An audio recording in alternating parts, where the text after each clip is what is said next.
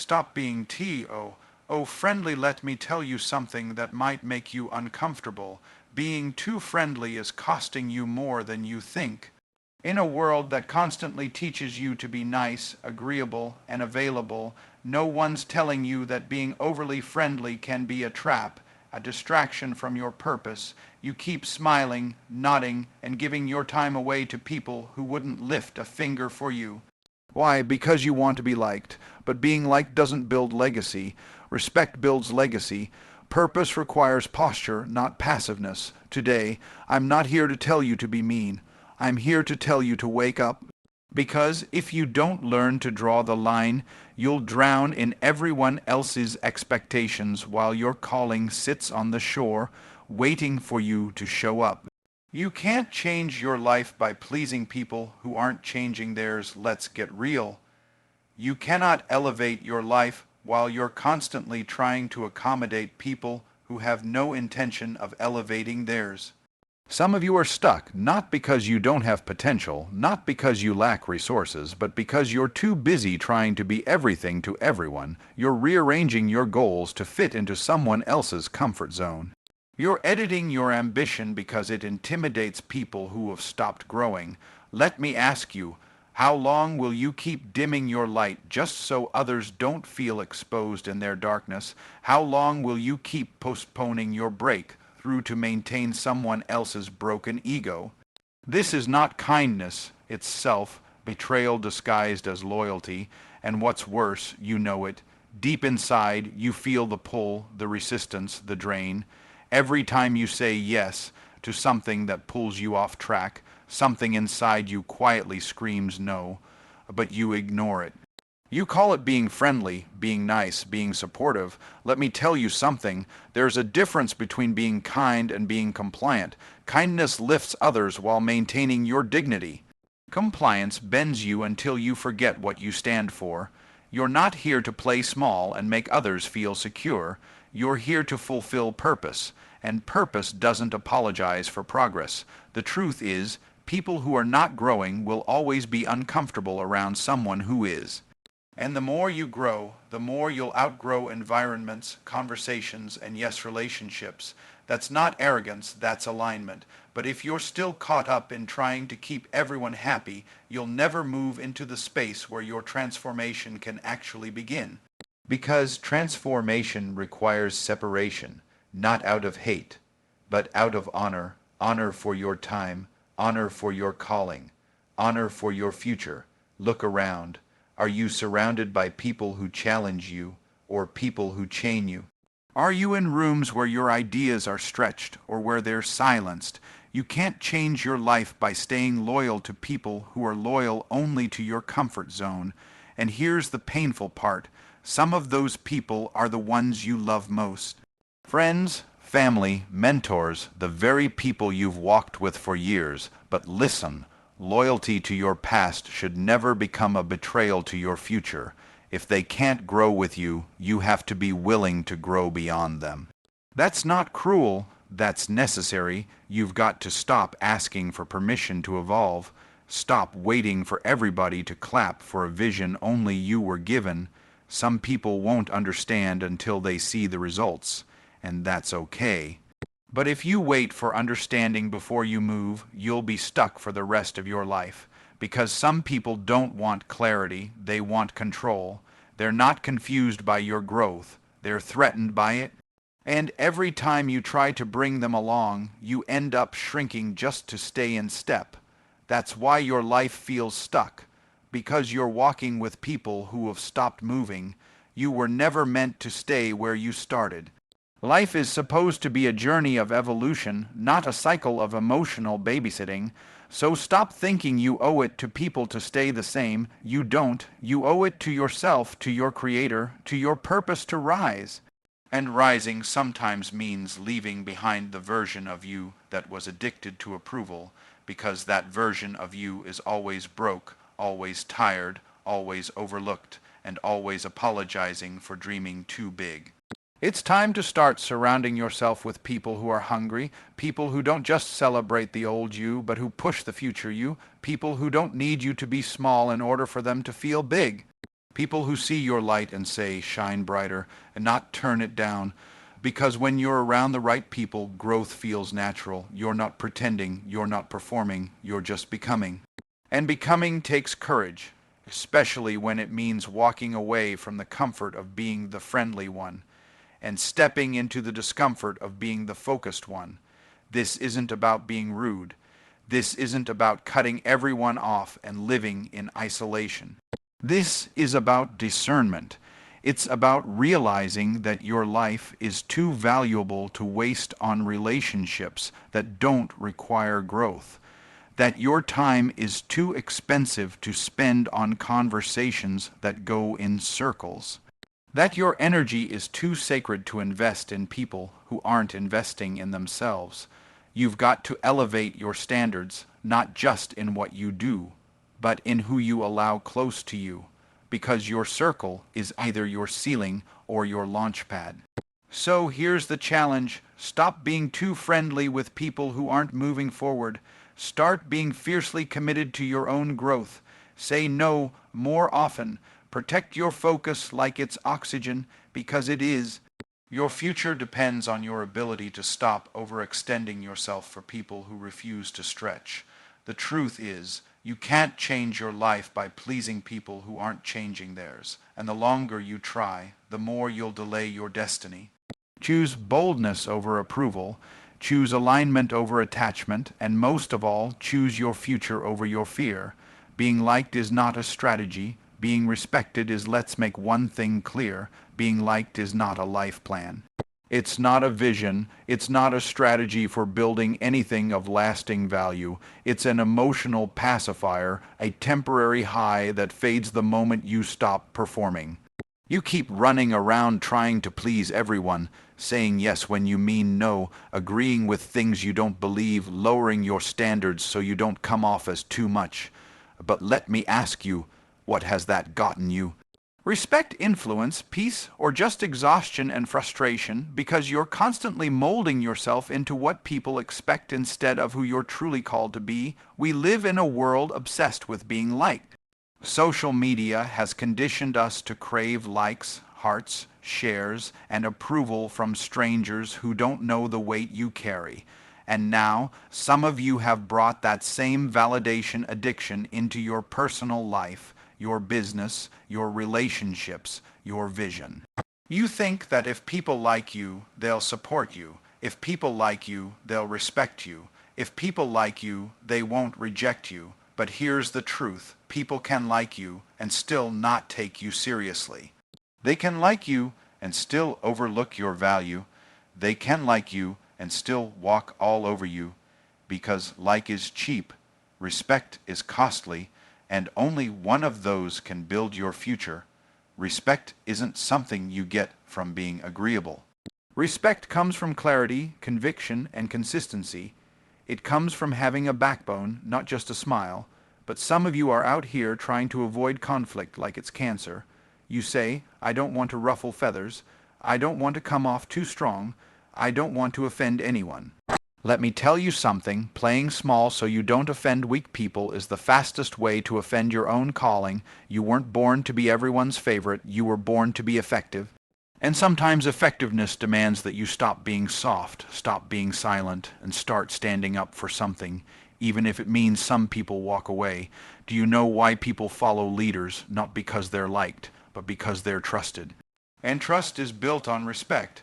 People follow leaders who are decisive, who stand firm, who don't wobble every time the wind changes.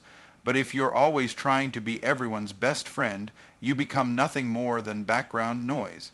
You get overlooked in rooms where you should be leading. You get dismissed in conversations where your voice has weight. You get treated like an option when you were meant to be the answer. That's what happens when your focus is being liked instead of being respected. Respect forces people to confront your standards. It demands they rise up or fall off. That's why it's uncomfortable. That's why it costs you relationships. Because when you start showing up with clarity and confidence, you automatically expose the insecurity in others. And most people don't like mirrors. They prefer masks. So the moment you stop playing nice and start playing real, some folks will distance themselves. Let them. The people who can't handle your strength were never built to support your future anyway.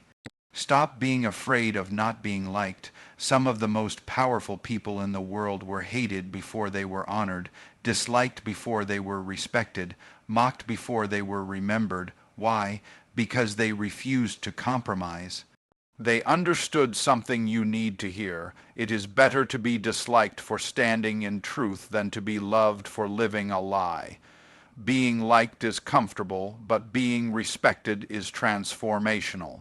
And if you're serious about building something that lasts, your character, your business, your legacy, then you need to get serious about trading popularity for power.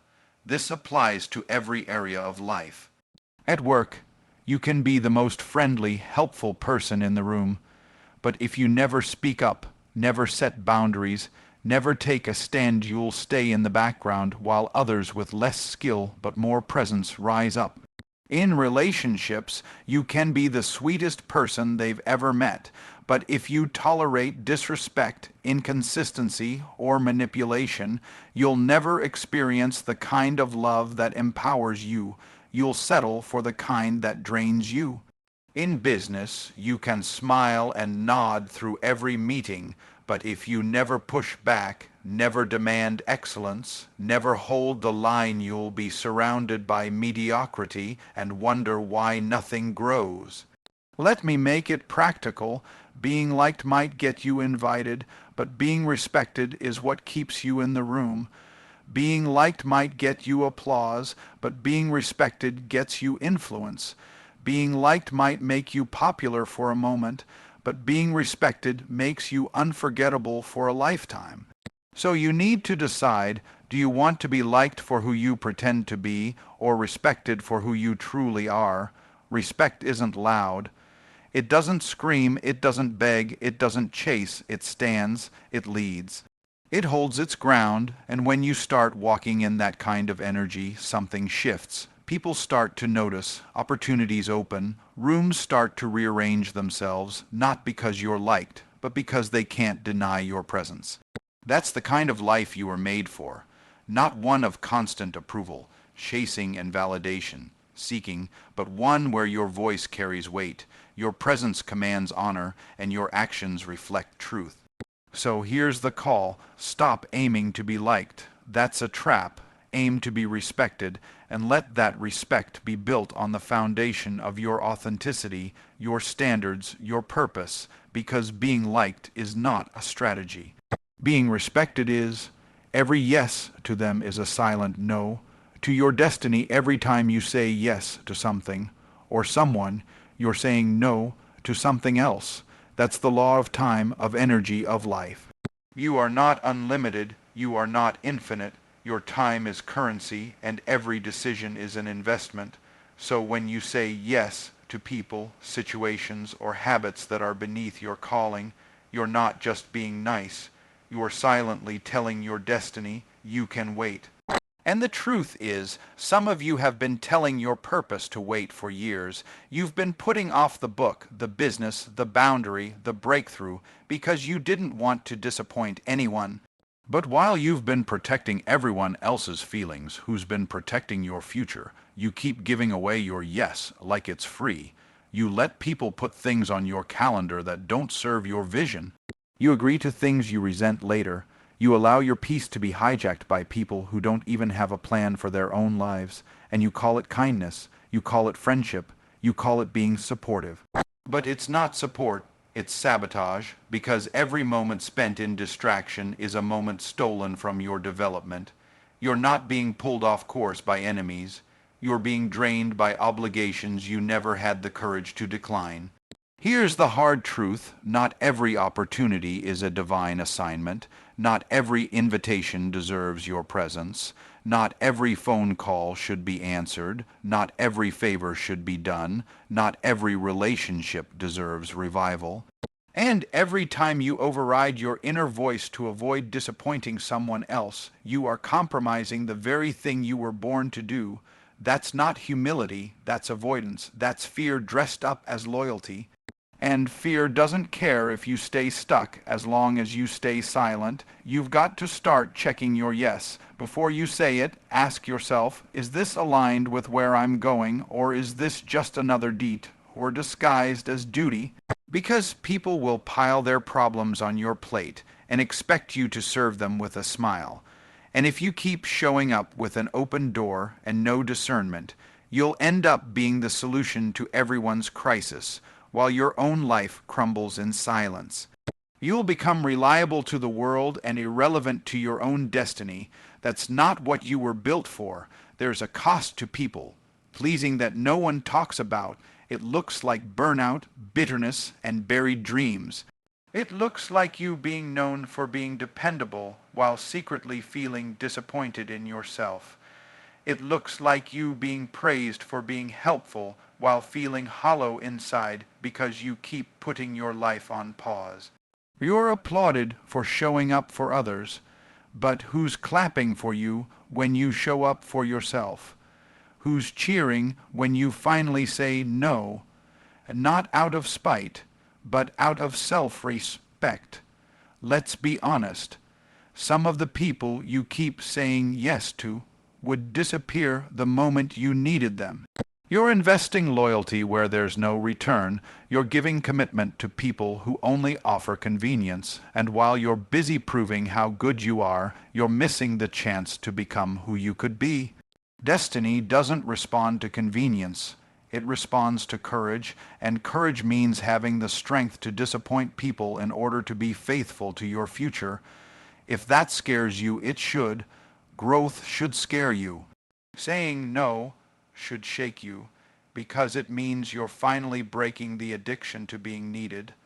Some of you are afraid of saying no because your worth has been tied to being useful. But let me remind you, you are valuable without overextending yourself. You are worthy without fixing everyone else's mess. You are powerful without saying yes to everything that comes your way. You are not a doormat. You are a door to something greater, and doors don't swing open for just anyone. This is where discipline comes in. You need the discipline to say no, even when it makes you uncomfortable. You need the discipline to prioritize purpose over people pleasing. You need the discipline to protect your schedule like it's sacred, because it is. Every hour you waste on the wrong thing is an hour stolen from the right thing. Every text you answer out of guilt is a distraction dressed as duty. Every meeting you accept just to avoid conflict is a delay in disguise.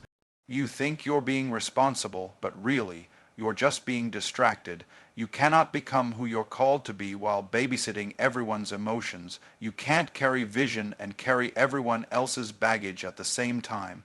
You've got to make a decision.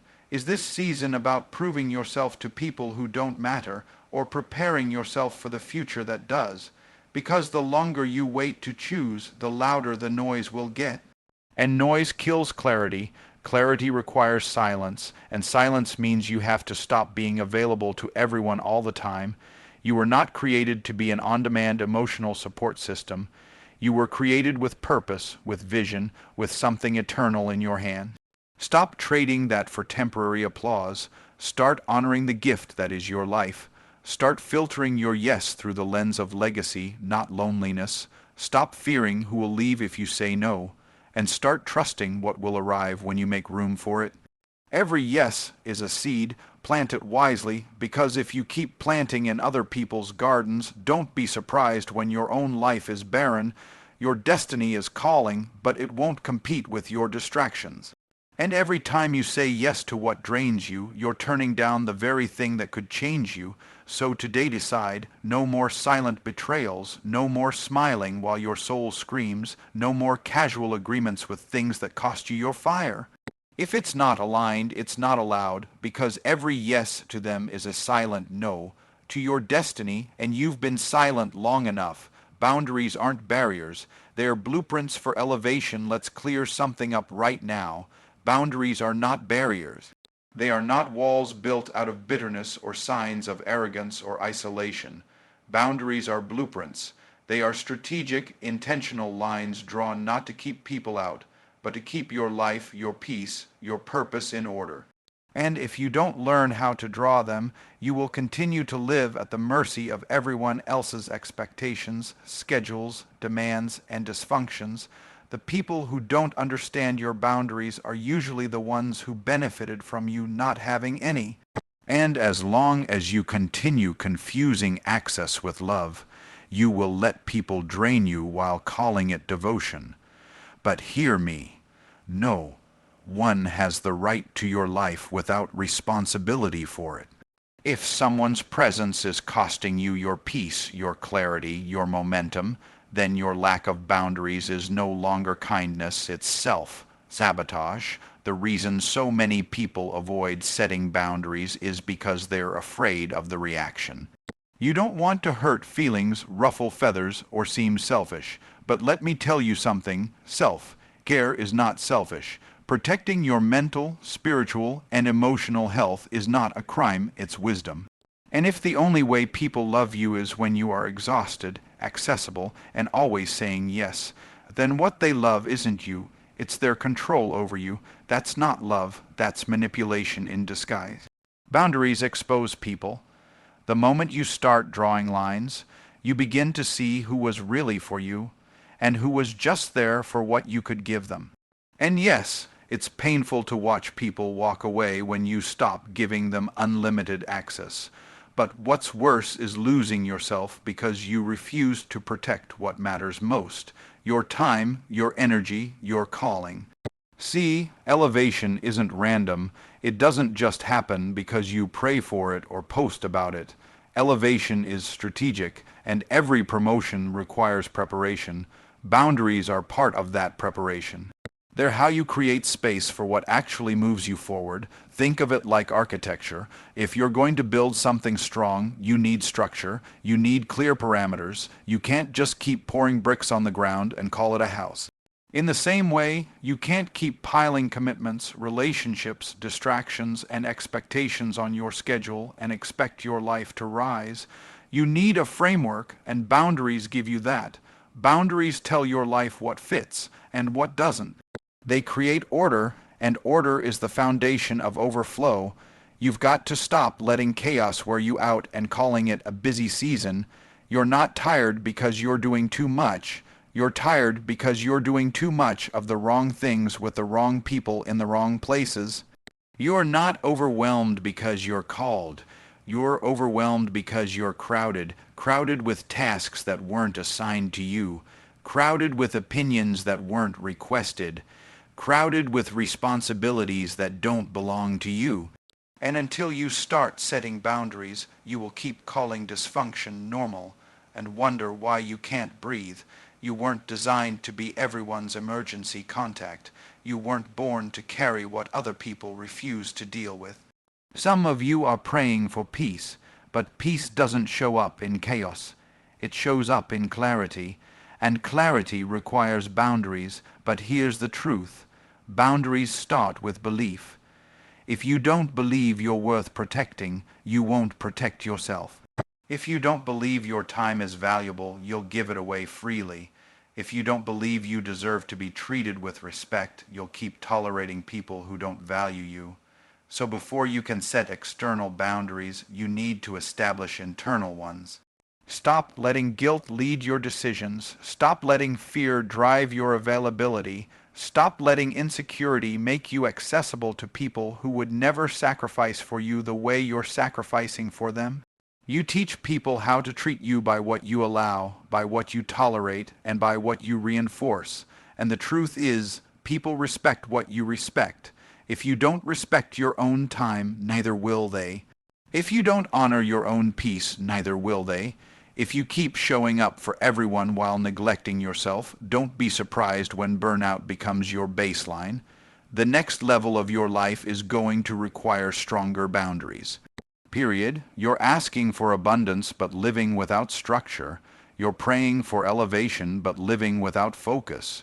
You're dreaming big but saying yes to small things that distract and detour you. It's time to get serious. You can't be casual about your calling. You can't be passive with your purpose. You need to protect what you're building like it matters, because it does. That means not every text deserves a response. Not every opportunity is an open door. Not every friendship is meant for your future.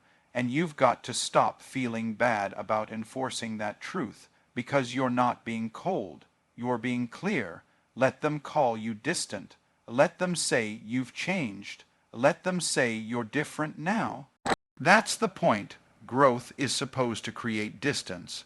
Purpose is supposed to provoke transformation. Elevation is supposed to make you unrecognizable to people who only knew the version of you that tolerated everything and expected nothing. You don't owe anyone an apology for prioritizing your purpose. You owe yourself the honor of protecting what God placed inside of you. And if someone walks away because you finally started drawing lines, let them. Better to lose them than to lose yourself. Boundaries also create space for the right people to enter. When you stop giving all your energy to the wrong places, you finally create room for the right relationships, the right doors, the right opportunities. When you get clear about who you are, what you want, and what you will no longer tolerate, you become a magnet for alignment. You stop chasing and start attracting. You stop begging and start building. And you stop wondering if you're enough, because you know your standards are. Let me be clear. Boundaries are not about bitterness. They are about balance. They are not about control. They are about clarity. They are not about shutting people out. They are about rising into who you were always meant to be without apology. So no, you're not being too much. You're not being harsh. You're being intentional. You're building something real. You're protecting your assignment. You're stewarding your energy. You're making room for destiny. So from today forward, I want you to stop explaining your boundaries and start embodying them. Let your life speak. Let your standards lead. Let your peace become the filter. And remember, boundaries aren't barriers. They are blueprints for elevation. And elevation is not for the easily distracted, the emotionally manipulated, or the approval addicted. It's for the disciplined. It's for the focused. It's for the ones who are finally ready to stop giving away everything that matters just to feel needed. Your future deserves better than that. And now, you know better stop watering dead plants. Know when to let go. There comes a point when your loyalty turns into self-neglect. Your patience becomes self-betrayal, and your hope for change becomes a form of quiet suffering. That point is the moment you must realize the truth. Some things in your life are not meant to be fixed. They are meant to be finished. And the longer you keep watering what's already dead, the longer you postpone your own growth, your own freedom, your own breakthrough. You are not created to be a gardener of dysfunction, constantly pouring effort, energy, compassion, forgiveness, and time into people, places, and patterns that have proven over and over that they cannot, will not, and do not change. You've been showing up with your heart wide open, your arms extended, and your intentions pure, only to be met with the same cycle of disappointment. It's not that you're weak, it's that you're afraid of walking away from what's familiar. But hear me, familiarity is not faithfulness. Just because something feels comfortable doesn't mean it's healthy. Just because you've been doing it for a long time doesn't mean it deserves your future. You've got to stop romanticizing potential and start honoring reality, because holding on to what drains you is not loyalty, it's delay. It's time to stop watering dead plants. Some of the things you're still nurturing in your life are not growing. They're surviving off your attention. You've mistaken your investment for impact. You've poured your best into people who haven't changed. You've stayed in environments that never evolved. You've shown up for conversations that never progress. And deep down, you know it. You know that relationship is going nowhere. You know that friendship is rooted in history, not harmony. You know that job doesn't value you. You know that habit is killing your momentum. But you keep showing up. Why? Because you're more committed to the image of commitment than to the reality of results. You've attached your identity to being the one who never gives up, the one who holds it together, the one who stays faithful no matter what. But there's a difference between perseverance and paralysis, and if your faithfulness is keeping you in a place where you're no longer growing, healing, or evolving, it's not faithfulness anymore, it's fear. And fear will keep you tied to dead things long after life has moved on. Let's be clear, you are not responsible for making things live that were never meant to. You are not obligated to stay connected to people who refuse to grow. You are not required to keep circling around cycles that sabotage your peace. Your purpose does not demand your imprisonment. Just because you're a kind person doesn't mean you should tolerate being used. Just because you have a good heart doesn't mean you should be taken for granted. And just because you once believed in someone doesn't mean you owe them the rest of your life. Growth requires release. And you will never grow into your next if you're still chained to what's already expired. Some of you are asking for clarity, but clarity already came. You just didn't want to accept it. You saw the signs. You felt the shift. You heard the silence, but instead of moving on, you convinced yourself that maybe, just maybe, if you gave it one more chance, one more effort, one more sacrifice, it would change. But some things are not supposed to change. They are supposed to teach. They were seasonal, not eternal. And the reason it hurts so bad is because you're trying to force a permanent outcome from a temporary assignment. You're trying to make forever out of fragments, but there is power in surrender. There is freedom in letting go. You don't need another apology. You don't need closure. You don't need them to understand. You need courage. Courage to say, I did my part. I gave my best. I tried, and now I release it. Because peace doesn't come from holding on. It comes from knowing when to stop. This principle applies to every area of your life. Relationships, careers, mindsets, habits, everything.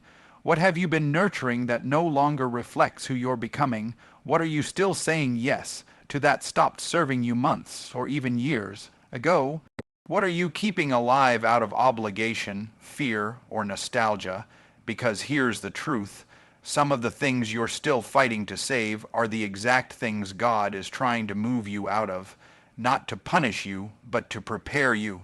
Sometimes letting go is not loss, it's liberation. It's the divine pruning that precedes new growth, but you can't receive what's next if your hands are still full of what's no longer fruitful, and make no mistake, letting go is not weakness. It is strength. It takes strength to stop explaining yourself to people who are committed to misunderstanding you. It takes strength to walk away from places that feel familiar but no longer feed you. It takes strength to close doors that once felt like destiny, and it takes strength to admit that you outgrew something you thought would last forever. That's not failure, that's evolution, that's maturity. That's you becoming the version of yourself that no longer needs to be accepted by dysfunction in order to feel valuable. The world will try to guilt, trip you into staying stuck. They'll say you're being heartless, cold, selfish, fake. But don't let the noise fool you. People who benefit from your silence will always hate your boundaries. People who grew comfortable with your dysfunction will always resist your healing. And people who can't handle your transformation will always try to shrink you back into their version of who you used to be. That's not your concern. Your job is not to make everyone comfortable. Your job is to be obedient to the future calling your name. And sometimes obedience looks like goodbye. Letting go also means letting go of the version of yourself that tolerated what you no longer want. That version of you who stayed silent, stayed small, stayed available to everyone but yourself. That version of you who said yes out of fear, who settled out of insecurity, who gave second chances to people who weren't even sorry. That version of you had a purpose, but that season is over. It's time to become the you who honors their energy, protects their peace, and trusts the process of release. It's time to stop watering what cannot grow and start planting where the soil is ready. So today, make a decision. Identify the dead plants in your life, the ones that haven't borne fruit in years, the ones that leave you dry no matter how much you pour, the ones that drain more than they deliver, and with love, with peace, with resolve, let them go. Bless them, release them, and move forward, because you can't carry dead things into a living future. You can't expect overflow from empty wells, and you cannot rise while clinging to what was. Remember, not everything you lose is a loss. Sometimes it's a rescue, sometimes it's grace, sometimes it's the door to your next level swinging wide open, disguised as an ending. So stop watering dead plants, know when to let go. Because the life you're called to live, the freedom, the peace, the joy, the clarity, the power, it's waiting on the other side of release.